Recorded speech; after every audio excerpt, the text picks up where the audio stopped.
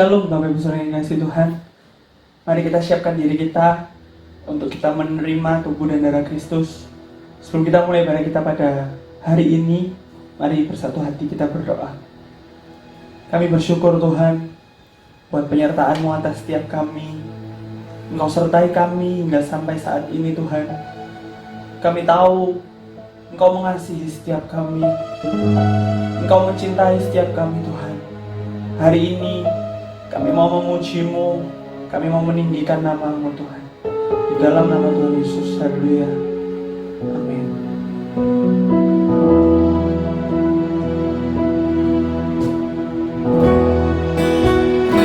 Biar apapun yang terjadi saat ini, percayalah, Dia Immanuel, Dia yang tak pernah meninggalkan setiap kita. Aku datang dan berserah, ku nyatakan Kau yang berkuasa dalam gelap. Kau setia, Kau cahaya hidupku.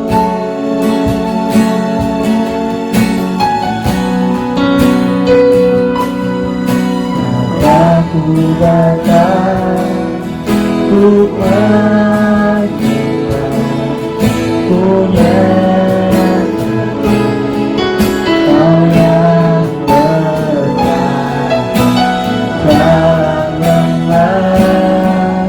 Kau sempurna, Kau cahaya bagiku.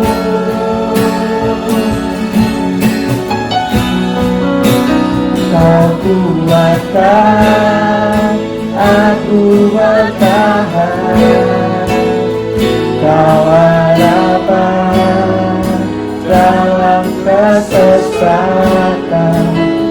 Kau buktikan kesetiaan-Mu Tuhan. Engkau Allah Immanuel.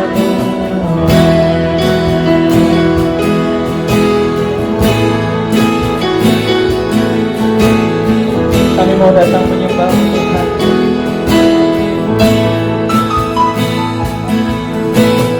Aku datang, ku menyembah, ku nyatakan Kau yang bertahan dalam lemah.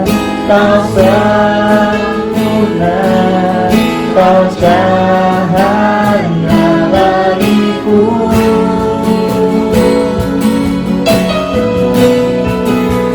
Kau kuatkan aku bertahan, Kau harapan dalam kesesatan. Kau buktikan kesetiaan-Mu Tuhan. Engkau Allah Immanuel. Kau kuatkan aku bertahan, Kau harapan dalam kesesatan. Kau buktikan kesetiaan-Mu Tuhan. Engkau Allah Immanuel.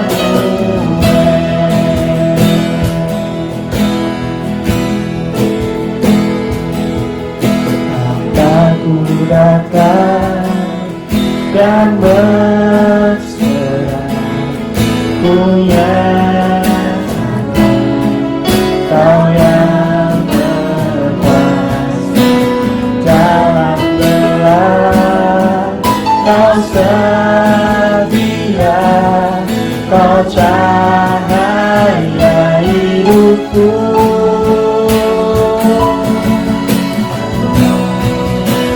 Kau kuatkan aku bertahan.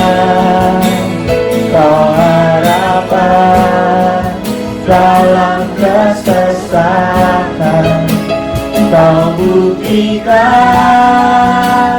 kesetiaan-Mu Tuhan. Engkau Allah Immanuel, Kau kuatkan aku bertahan. Kau harapan dalam kesesatan, Kau buktikan kesetiaan-Mu Tuhan. Engkau Allah Immanuel, Kau kuatkan Kau harapan dalam kesesatan, Kau buktikan kesetiaan-Mu Tuhan. Engkau Allah Immanuel. Sambil angkat kedua tangan.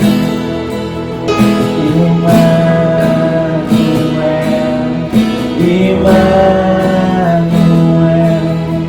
Engkau besertaku. Immanuel, Immanuel, Engkau Allah besertaku.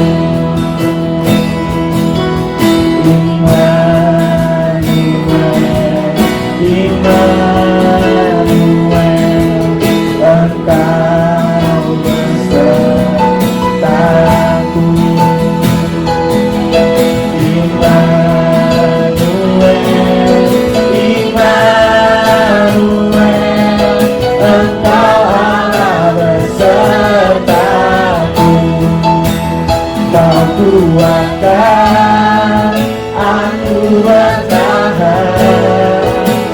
Kau harapan dalam kesesatan, Kau buktikan kesetiaan-Mu Tuhan. Engkau Allah Immanuel, Kau kuatkan bertahan. Kau harapan dalam kesesatan, Kau buktikan kesetiaan-Mu Tuhan. Engkau Allah Immanuel, Kau kuatkan aku bertahan. Kau harapan dalam kesesatan, Kau buktikan kesetiaan-Mu Tuhan. Engkau Allah Immanuel, Kau buktikan kesetiaan-Mu Tuhan. Engkau Allah Immanuel, Kau buktikan kesetiaan-Mu Tuhan. Engkau Allah Immanuel.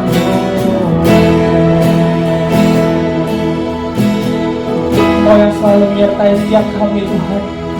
Kau yang tak pernah meninggalkan setiap kami. Kami tahu segala perkara dapat kami tanggung, sebab Kau yang memberi kekuatan bagi setiap kami. Kau menguatkan kami yang lemah. Kau menghiburkan setiap hati yang terluka Tuhan. Segala perkara dapat ku tanggung di dalam Dia yang memberi kekuatan. penolong dan sahabat. Tetap percaya Tuhan setia. Dengan sekali segala perkara dapat ku tanggung di dalam-Nya yang memberi kekuatan. Tuhan Yesus penolong dan sahabat. Tetap percaya Tuhan setia. Segala perkara dapat ku tanggung di dalam-Nya yang memberi kekuatan. Tuhan Yesus penolong dan sahabat. Tetap percaya Tuhan setia. Segala perkara dapat ku tanggung di dalam-Nya yang memberi kekuatan. Tuhan Yesus penolong dan sahabat. Tetap percaya Tuhan setia. Tetap percaya Tuhan setia. Tetap percaya Tuhan setia. Orang yang duduk dalam lindungan yang maha tinggi dan bermalam dalam naungan yang maha kuasa akan berkata kepada Tuhan, tempat perlindunganku dan gumul pertahananku, Allahku yang kupercayai. Sungguh Dialah yang akan melepaskan engkau dari jerat penangkap burung, dari penyakit sampar yang busuk. Dengan kepaknya Ia akan melindungi engkau, di bawah sayapnya engkau akan berlindung. Kesetiaannya ialah perisai dan pagar tembok. Engkau tak usah takut terhadap kedahsyatan malam, terhadap panah yang terbang di waktu siang, terhadap penyakit sampar yang berjalan di dalam gelap, terhadap penyakit menular yang mengamuk di waktu petang. Walau 1000 orang rebah di sisimu dan 10.000 di sebelah kananmu, tetapi itu tidak akan menimpamu. Engkau hanya menontonnya dengan matamu sendiri dan melihat pembalasan terhadap orang-orang fasik. Sebab Tuhan ialah tempat perlindunganmu, yang maha tinggi telah kau buat tempat perteduhanmu. Malapetaka tidak akan menimpa kamu, dan tulah tidak akan mendekat kepada kemahmu. Sebab malaikat-malaikatnya akan diperintahkannya kepadamu untuk menjaga engkau di segala jalanmu. Mereka akan menatang engkau di atas tangannya, supaya kakimu jangan terantuk kepada batu. Singa dan ular tedung akan kau langkahi. Engkau akan menginjak anak singa dan ular naga. Sungguh hatinya melekat kepadaku, maka aku akan meluputkannya. Aku akan membentenginya, sebab ia mengenal namaku. Bila ia berseru kepadaku, aku akan menjawab. Aku akan menyertai dia dalam kesesakan. Aku akan meluputkannya dan memuliakannya. Dengan panjang umur akan kukenyangkan dia, dan akan kuperlihatkan kepadanya keselamatan daripadaku. Amin.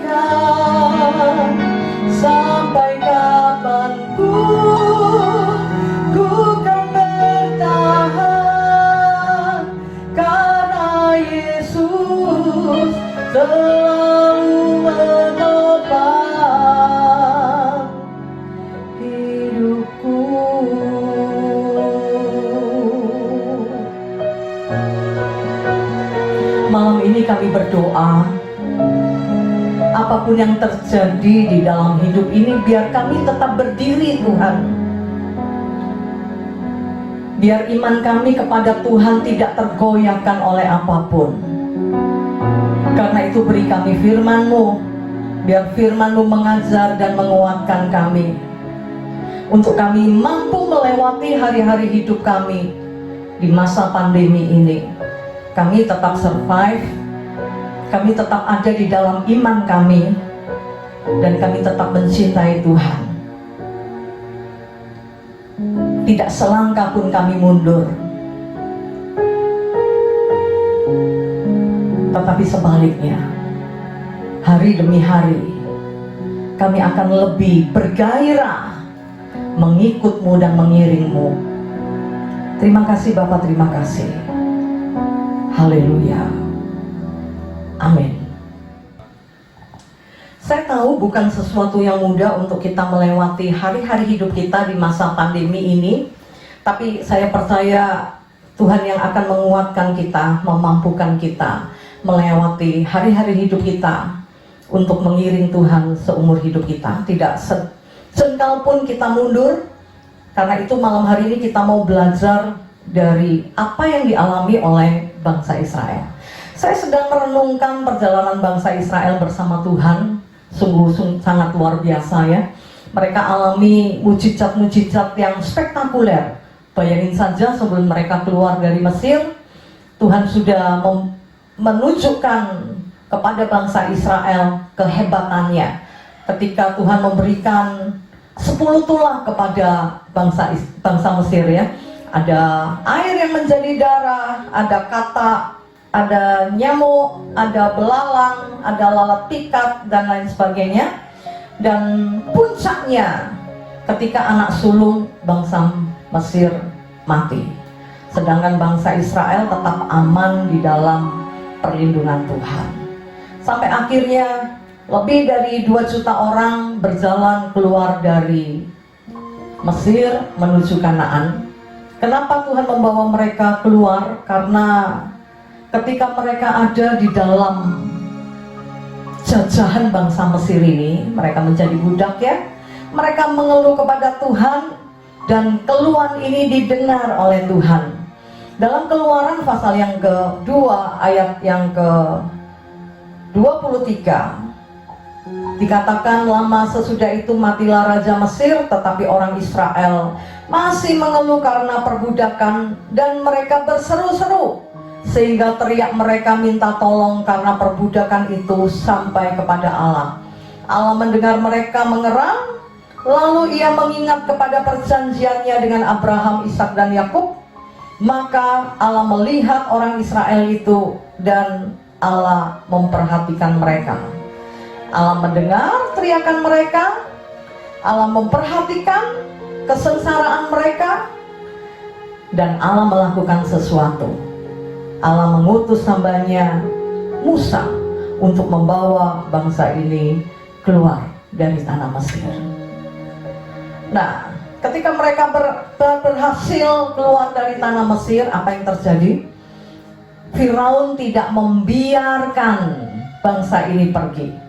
Karena itu di dalam Keluaran pasal 14 ayat yang kelima, Firaun berkata, loh, kenapa kita biarkan mereka pergi?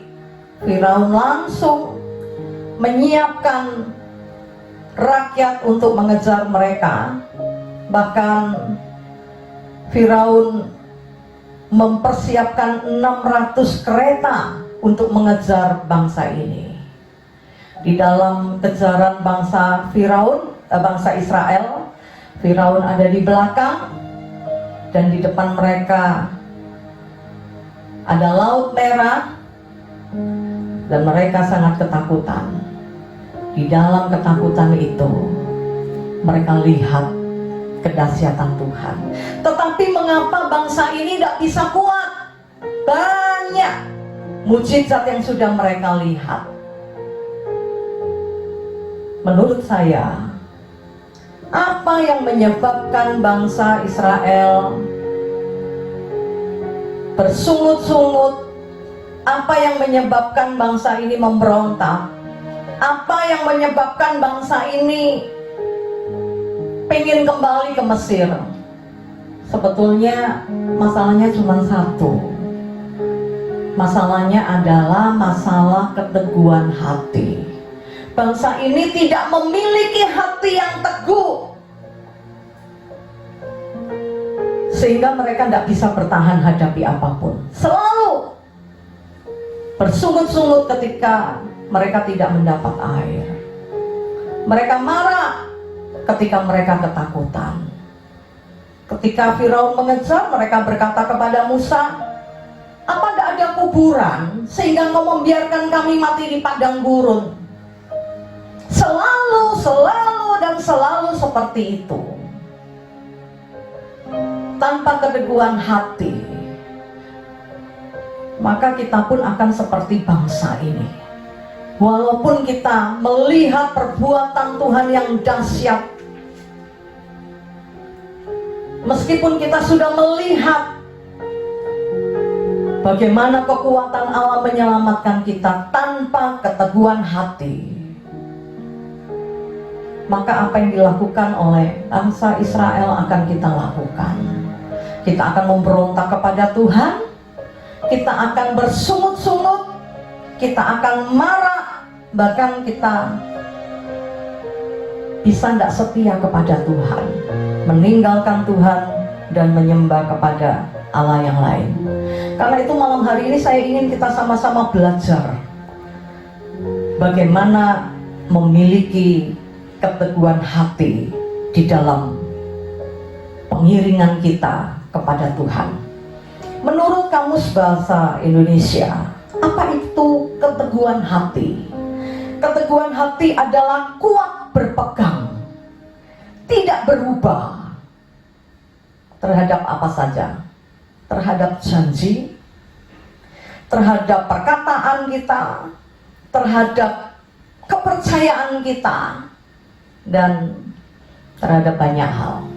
Bangsa ini tidak punya keteguhan hati kepada janji mereka. Ketika mereka alami mujizat, mereka mengagung-agungkan Tuhan. Bahkan mereka pernah berjanji kepada Tuhan, mereka mengikat perjanjian kepada Tuhan. Tetapi janji ini mereka tidak bisa tepati. Mereka selalu memberontak. Beberapa kali mereka meninggalkan Tuhan karena tidak punya keteguhan hati, tidak punya tekad yang kuat. Sebelum mereka keluar dari tanah Mesir, tadi sudah kita baca, mereka berteriak-teriak kepada Tuhan. Mereka mengeluh kepada Tuhan. Tuhan mendengar, Tuhan melihat, Tuhan memperhatikan, dan Tuhan mengutus Musa membawa bangsa ini kepada Tuhan, membawa bangsa ini keluar dari tanah Mesir. Nah, kita akan lihat Keluaran pasal 14.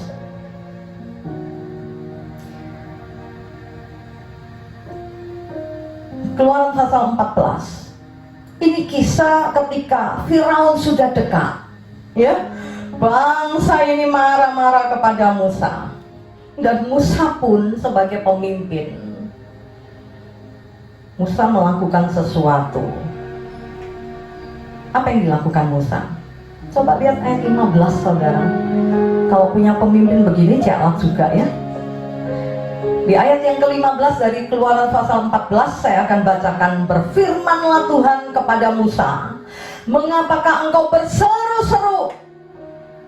Mengapa engkau bengok-bengok? Gitu ya, Tuhan bilang sama Musa.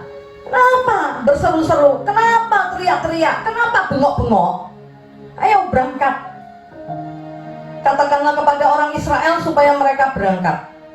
Dan engkau angkatlah tongkatmu dan ulurkan tanganmu ke atas laut, dan belalah airnya, sehingga orang Israel akan berjalan dari tengah-tengah laut ke tempat kering.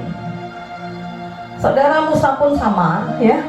Ketika melihat kondisi seperti itu, melihat rakyat seperti itu, dia berteriak kepada Tuhan sampai Tuhan bilang, "Lapo bengok-bengok, lapo teriak-teriak, ayo berangkat, nanti aku akan nyatakan kemuliaanku." Dan akhirnya bangsa ini berangkat.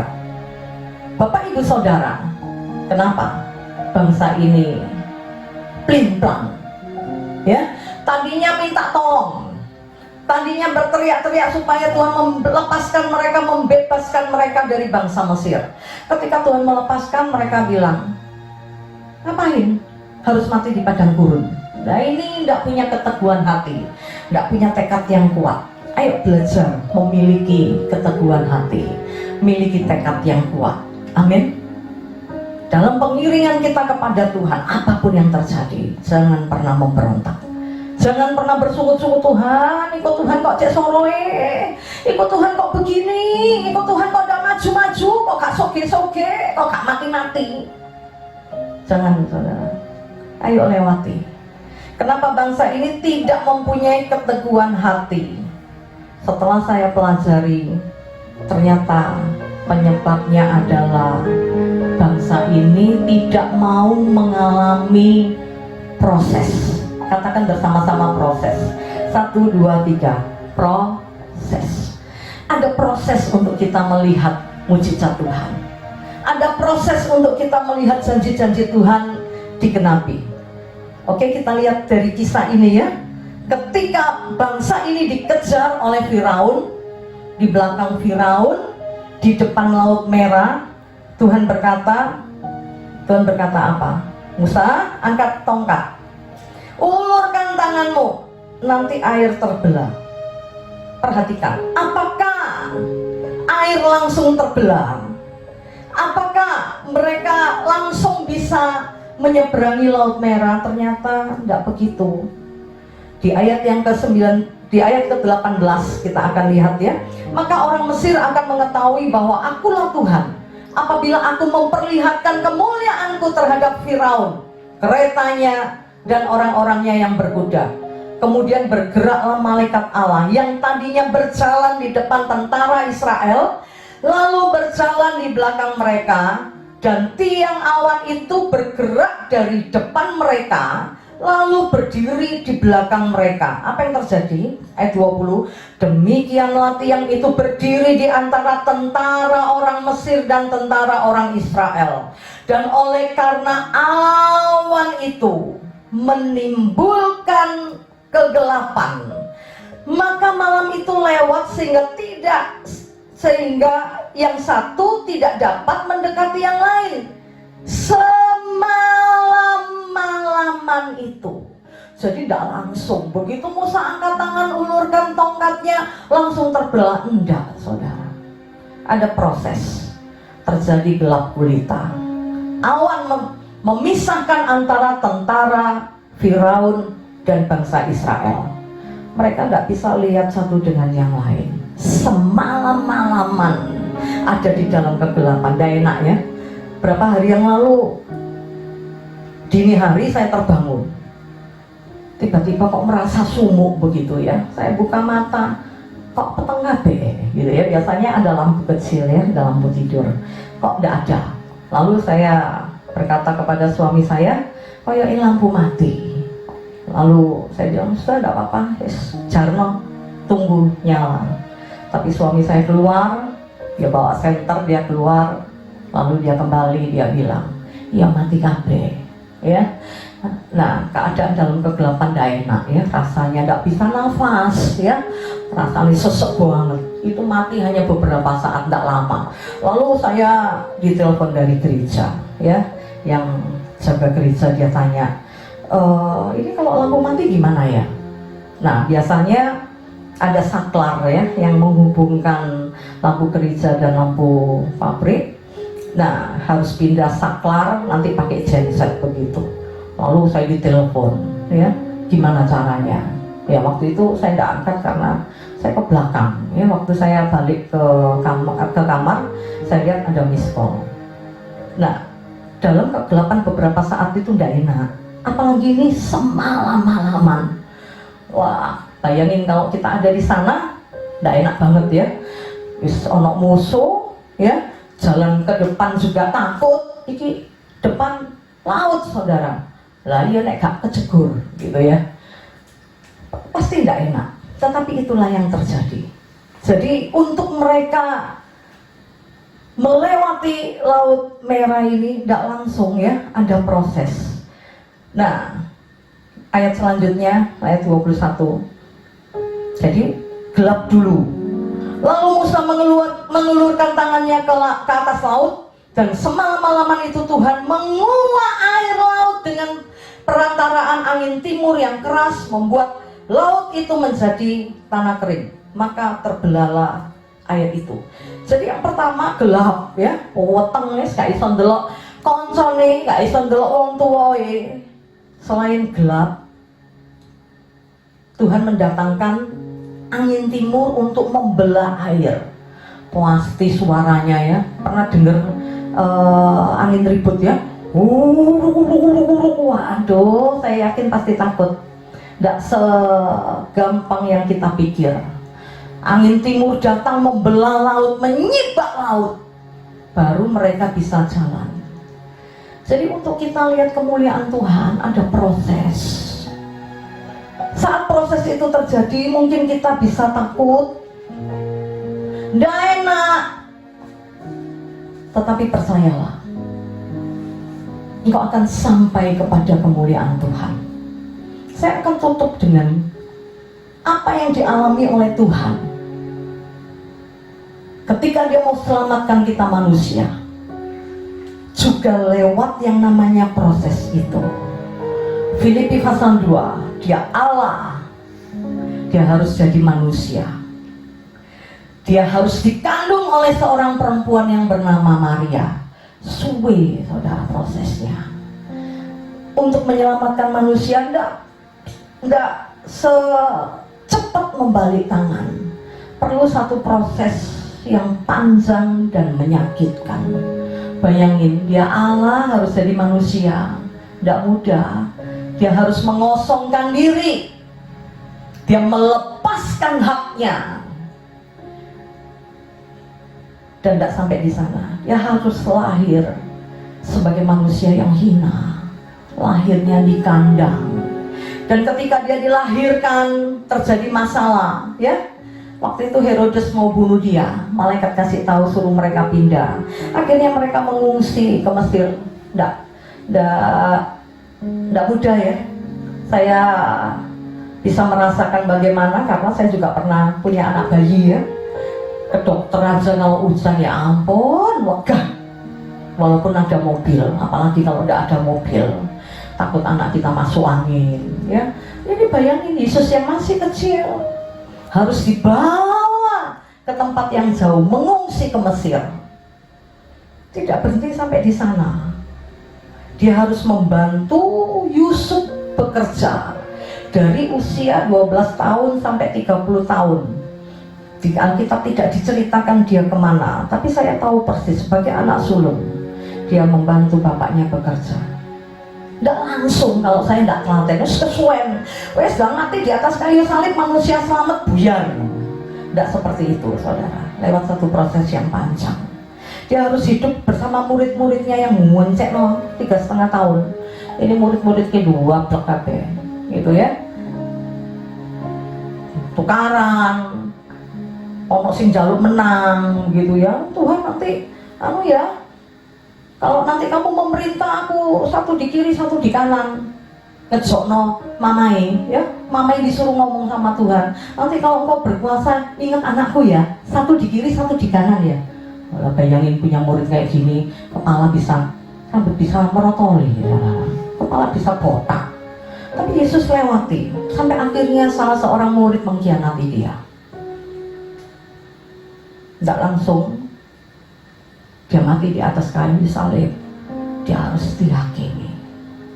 Di dalam penghakiman itu Dia dianiaya, Dia dipukul, dan Dia harus bawa sendiri salib itu sampai di atas Golgota. Masih tidak selesai saudara, belum selesai proses itu. Pakaiannya diundi, Dia ditonjok, Dia dimahkotai duri, Dia dihina. Dikatakan kalau engkau raja orang Yahudi, turun dari salib. Iku nek aku mudun. Ditantang seperti itu. Tapi Yesus tidak menjawab. Dia seperti domba keluh. Dan sampai akhirnya Dia mati di atas kayu salib. Bayangin kalau Tuhan tidak mau lewati proses ini saudara. engkau dan aku tidak selamat ya. Kesuwen, bapak nos manusia masuk neraka. Lah prosesnya terlalu panjang. Hari ini kita tidak bisa peringati kematian Tuhan. Kalau hari ini kita bisa memperingati kematiannya di atas kayu salib, itu karena Yesus mau melewati setiap proses sampai akhirnya kita diselamatkan. Untuk sampai kepada kemuliaan Tuhan, malam hari ini saya ingin ingatkan, ada yang namanya proses. Kalau lihat di Alkitab, semua melewati yang namanya proses. Untuk Yusuf menjadi raja, dia harus lewati perjalanan yang panjang. Dari anak kesayangan jadi budak, difitnah masuk penjara, perjalanan yang cukup panjang. Akhirnya dia menjadi raja muda di Mesir. Untuk menjadi seorang raja, Raja Daud diproses dari kecil.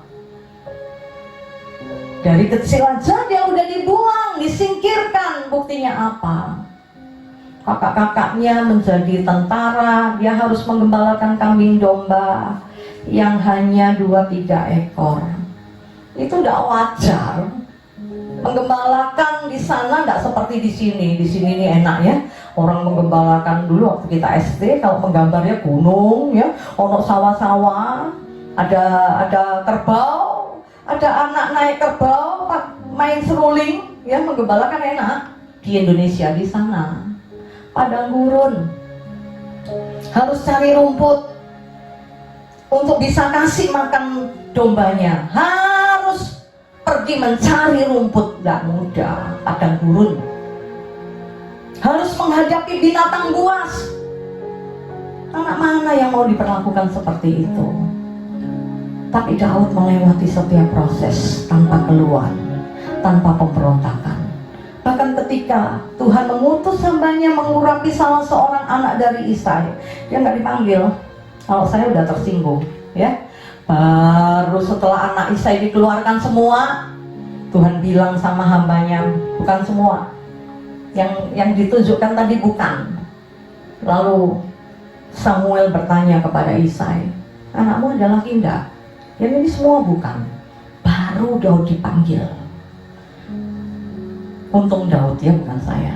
Kalau saya, begitu ada orang susul saya, oh Daud, kamu dipanggil bapakmu, tadi ada begini-begini, sekarang kamu suruh pulang. Enggak, PTN, mau aku. Kamu boleh, aku gak melok. Itu kalau saya, saudara. Daud lewati semua proses. Ketika dipanggil, dia pulang. Dan apa yang terjadi setelah dia diurapi? Apakah dia langsung menjadi raja? Enggak.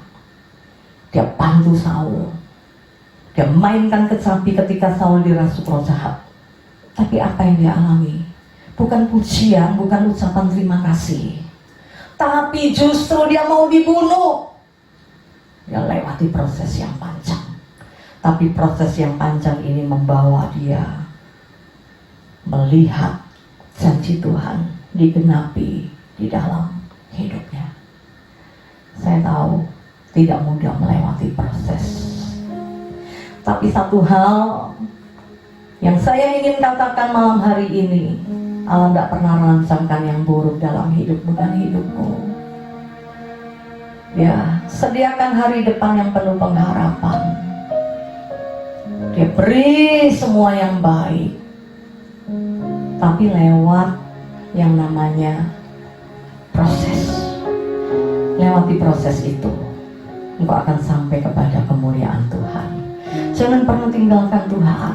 Jangan pernah memberontak kepada Tuhan. Jangan pernah bersungut-sungut seperti bangsa Israel. Firman Tuhan berkata, hal ini kutuliskan untuk menjadi pelajaran bagimu.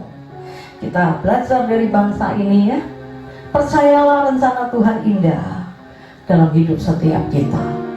Percayalah janjinya ya dan amin. Karena itu miliki keteguhan hati, miliki ketetapan. Ketetapan untuk apa? Mengasihi Tuhan seumur hidup kita. Mari kita berdoa. Sementara kita naikkan pujian, mari siapkan roti dan anggur. Kita akan masuk dalam perjamuan kudus ya. Hari ini kita akan bersekutu dengan tubuh dan darahnya. satu proses yang menyakitkan untuk kita bisa memperingati ini. Dia Allah harus menjadi manusia, dia tidak berdosa, tapi dia harus menanggung dosa seluruh isi dunia. Dia tidak bersalah, tetapi dia harus dipukul, dianiaya, dimahkotai duri, bukan tanpa alasan. Dia dipukul supaya bilurnya menyembuhkan penyakitmu dan penyakitku. Dia dianiaya. Seharusnya kita yang menanggung semua, tapi dia rela tanggung, menanggung kesalahanmu dan kesalahanku. Karena itu malam hari ini mari ambil satu keputusan untuk kita tetap mengiring Yesus, tetap setia.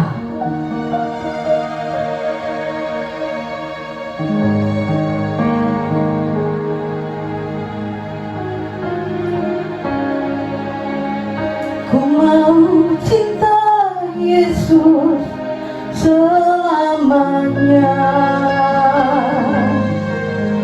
Ku mau cinta Yesus selamanya.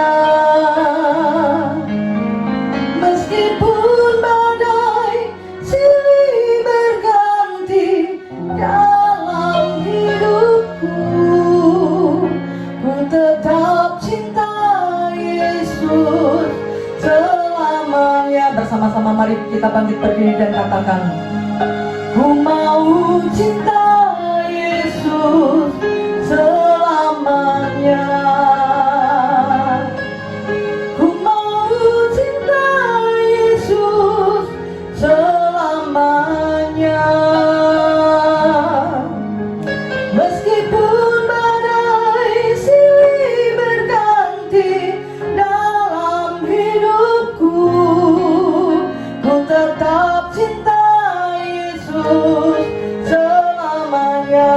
Ya Aba, ya Aba, Bapa, ini aku anakmu, layakkanlah seluruh hidupku. Ya Aba, Bapa, ini aku anakmu, pakailah sesuai dengan rencanamu. Ya Aba, ya Aba, Bapa, ini aku anakmu, layakkanlah seluruh hidupku. Ya Aba, Bapa, ini aku anakmu, pakailah sesuai dengan rencanamu.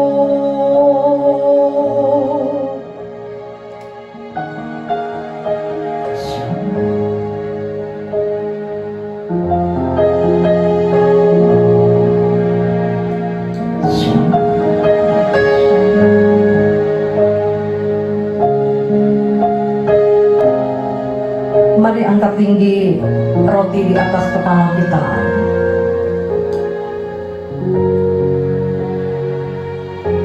Kita akan bersekutu dengan tubuh dan darahnya. Mari kita ambil waktu sebelum kita makan roti ini dan minum dari cawan ini. Karena firman Tuhan berkata, barang siapa dengan cara tidak layak makan tubuhku dan minum darahku akan mendatangkan hukuman. Biar perjamuan kudus yang kita lakukan malam hari ini tidak mendatangkan kutuk, tetapi sebaliknya mendatangkan berkat bagi setiap kita. Karena itu akui dosa dan kesalahan yang kita buat. Kita yang seringkali mau berontak, kita yang seringkali bersungut-sungut, kita yang seringkali tidak percaya kepada Tuhan, bahkan berani menantang Tuhan. Kalau engkau Tuhan, kenapa begini. Ini satu kesalahan besar. Bahkan mungkin kita tidak lebih baik dari bangsa Israel. Karena itu malam ini mari kita datang mengakui dosa dan kesalahan kita kepada Tuhan. Layakkan kami, kuduskan kami Tuhan, untuk kami menerima tubuh dan darah-Mu malam hari ini. Semerah apapun dosa kami, kami percaya akan Kau jadikan putih seperti salju. Engkau Allah yang mengampuni seluruh dosa kami, menyucikan kami dari segala kejahatan, dan memberikan pengampunan kepada setiap kami. Terima kasih Bapa, terima kasih. Malam hari ini kami buka hati kami untuk kami menerima kasih Tuhan. Mari angkat tinggi roti di atas kepala kita. Sebab apa yang telah kuteruskan kepadamu telah aku terima dari Tuhan, yaitu bahwa Tuhan Yesus pada malam waktu Ia diserahkan mengambil roti, dan sesudah itu Ia mengucap syukur atasnya. Ia memecah-mecahkannya dan berkata, inilah tubuhku yang diserahkan bagi kamu. Perbuatlah ini menjadi peringatan akan aku. Bukankah roti yang kita pecah-pecahkan adalah persekutuan dengan tubuh Yesus? Mari kita makan dalam nama Yesus.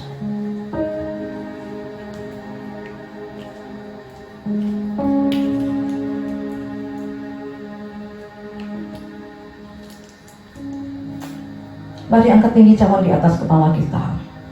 Demikian juga Ia mengambil cawan sesudah makan lalu berkata, cawan ini adalah perjanjian baru yang dimeteraikan oleh darahku. Perbuatlah ini setiap kali kamu meminumnya menjadi peringatan akan aku.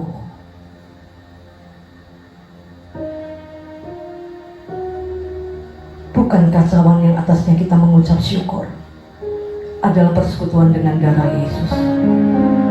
Mari kita minum dalam nama Yesus.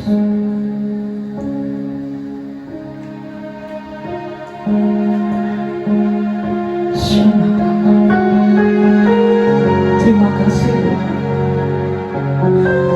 Terima kasih buat tubuhmu. Terima kasih buat darah yang Kau curahkan di atas kayu salib. Kami percaya setetes darah Yesus mampu menyucikan seluruh dosa kami, semerah apapun dosa kami Tuhan.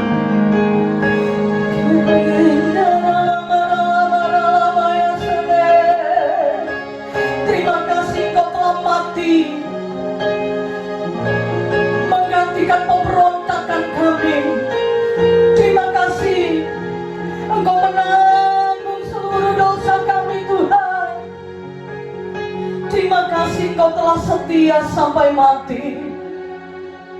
Kira laba ya syandara.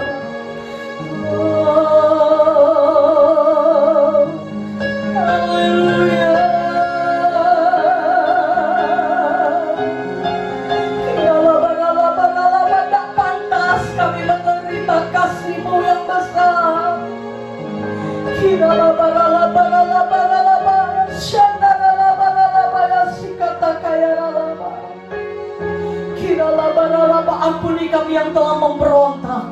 Ampuni kami yang tak percaya kepadamu. Ampuni kami yang sering meninggalkan-Mu Tuhan. Malam hari ini kami berdoa biar kami memiliki ketetapan hati untuk kami mengiring-Mu seumur hidup kami.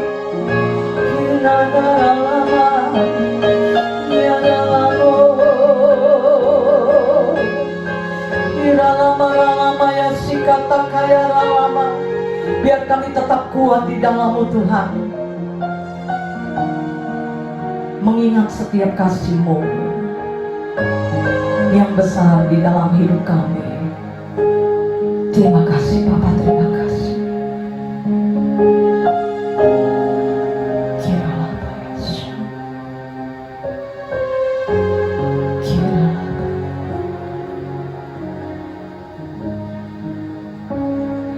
Ingat kasih-Nya, ingat kebaikan-Nya,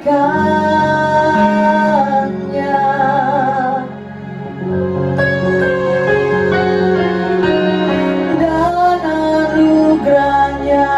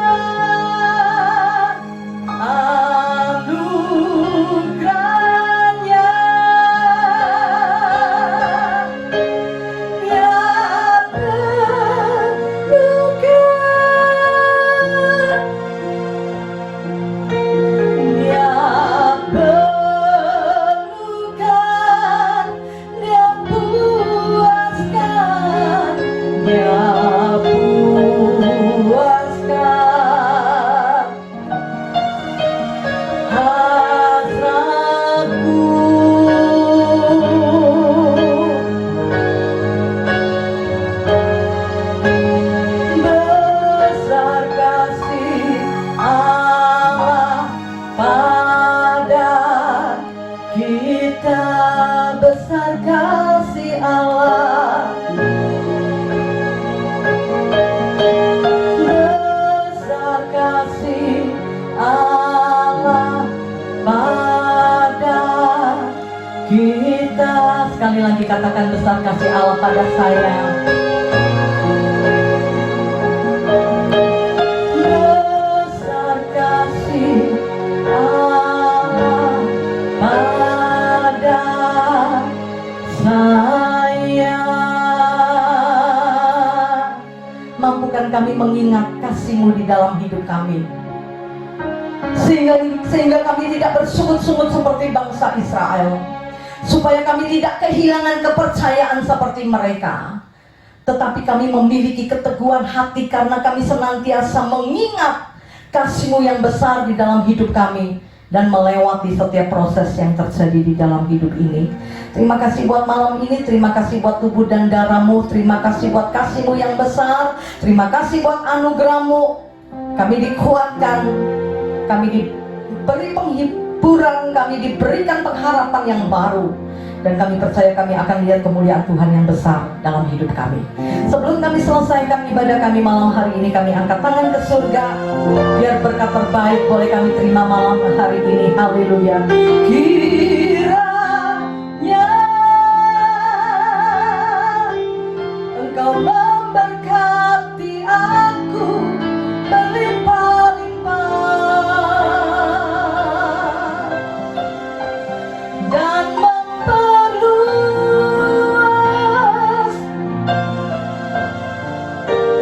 daerahku,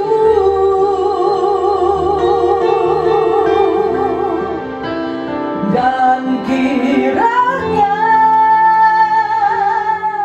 tangan-Mu menyertai aku dan melindungi aku daripada malapetaka, sehingga kesakitan tidak menimpa aku. Kami percaya yang terbaik dari surga kami terima, berkat rahmat dan anugerah dari Allah Bapa, di dalam cinta kasih dari Putra-Mu yang terkasih Tuhan kami Yesus Kristus, dan di dalam persekutuan dengan Roh Kudus menyertai kami mulai hari ini sampai Maranatha Tuhan datang kembali. Yang percaya diberkati Tuhan bersama-sama katakan amin. Selamat malam, Tuhan memberkati kita semua.